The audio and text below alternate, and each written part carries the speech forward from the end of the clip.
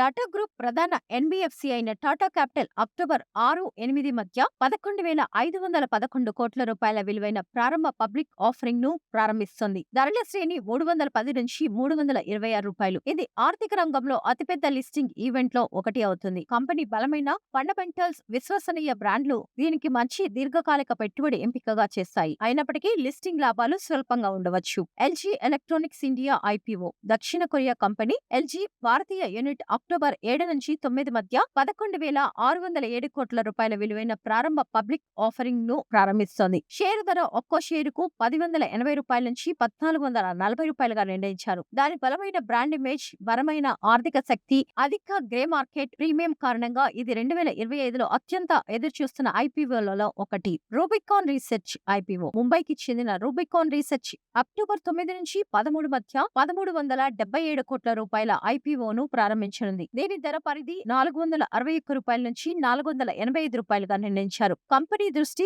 Speciality ఫార్మాన్యూటికల్స్ ఎగుమతి market పై ఉంది. ఇది పెట్టుబడిదారుల ఆసక్తిని పెంచుతుంది. అనంతం highways trust InvIT. Nuvama wealth management నిర్వహించే ఈ మౌలిక సదుపాయాల పెట్టుబడి ట్రస్ట్ అక్టోబర్ 7న ప్రారంభమవుతుంది. యూనిట్ ధర 400 రూపాయలుగా నిర్ణయించారు. జిఎంపి ప్రస్తుతం స్థిరంగా ఉన్నప్పటికీ హైవేలు, రోడ్డు రంగంలో స్థిరమైన రాబడిని కోరుకునే పెట్టుబడిదారులకు ఇది ఆకర్షణీయమైన ఎంపిక కావచ్చు. Mittal sections limited IPO. Structural steel తయారీదారు మిట్టల్ సెక్షన్స్ అక్టోబర్ 7 నుంచి 9 వరకు 52.9 కోట్ల ఎస్ఎంఈ ఐపీఓను ప్రారంభించనుంది. ధరల శ్రేణి 136 రూపాయల నుంచి 143 రూపాయల వరకు. వెల్త్ మైండ్ నెట్వర్క్స్ ఈ ఇష్యూను నిర్వహిస్తోంది. జిఎంపి ప్రస్తుతం స్థిరంగా ఉంది, కానీ ఎస్ఎంఈ పెట్టుబడిదారుల నుంచి బలమైన డిమాండ్ ఉంటుందని భావిస్తున్నారు.